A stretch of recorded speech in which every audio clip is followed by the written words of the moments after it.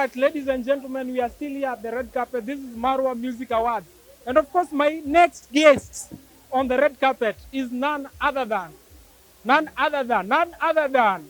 mshamjua. Karibu sana to the red carpet. Asante sana. Uh-huh. Ya, kwa majina ni Alusi Tibim. Tunakujua? Ya.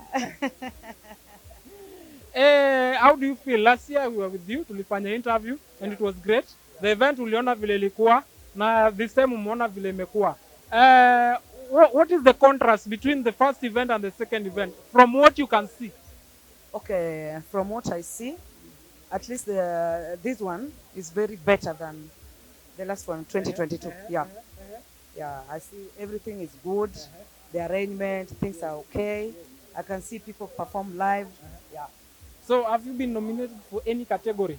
Yeah, I was nominated, 2022 I was nominated Female Artist of the Year. Yes. Again, last year too, 2023. I was nominated again, Female Artist of the Year. No, now this is my second nomination. Okay, so what is your expectation? What should we expect from you? Like, what do you expect? Kushinda ama? Okay, I expect award. That's why I'm looking cool. Black and gold, eh? Yes, and of course umeobey the dressing code. Tulisema black and gold, and of course tumeona perfect. Yani you are ready for the event. Who is your designer? Who is your designer? Okay, designer wangu ni kijana mwingine anaitwa Oti Wonyamwalo. Kijana mdogo sana. Yeah. So big up Oti, umefanya kazi mzuri. And of course to all the winners wenye wanaenda kushinda na wenye labda hawataweza kushinda, what do you have to tell them? Because you are part of the nominated artists. Okay, what I can say about that is that we accept whichever results come out.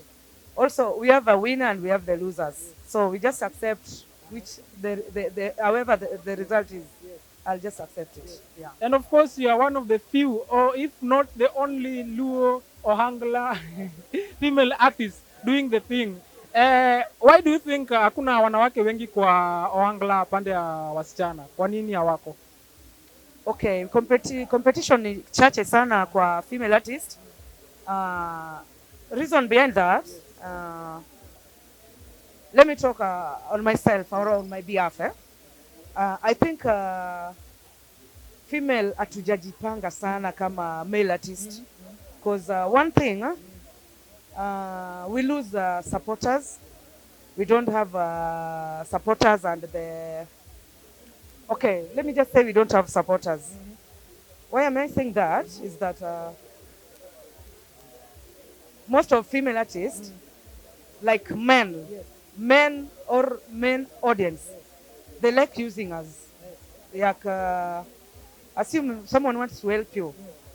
He will need something in return, in order to help you. But with me, Alusi Tibim, King Mother, I don't tolerate nonsense. Yeah. And of course, yani, you have a thick skin, you've managed. Watu wengi wamejaribu wameshindwa. What do you have yenye inakuweka pale, yenye imekuweka hapo sofa mpaka saa hii? Yani ni nini hiyo? I think it's tone yangu. Yes. I think vibes zangu pia iko sawa. Yes. Yeah. And I'm the only Angla female artist in this unique dress code. Yes. Yeah, hakuna mwenye huwa na vibe. That's why they call me King Mother. King Mother. Yeah, not Queen. King Mother. Okay. So Queen Mother, we hope you are going to do King Mother. Not Queen. Not Queen. Yeah. Okay. King Mother. Yeah. We hope you are going to win the your category. Yeah. And of course, we hope that we're going to do another interview with you once again. Yeah. And we wish you all the best. We hope you enjoy the event. Very much. I enjoyed so much. Asante sana. Yeah.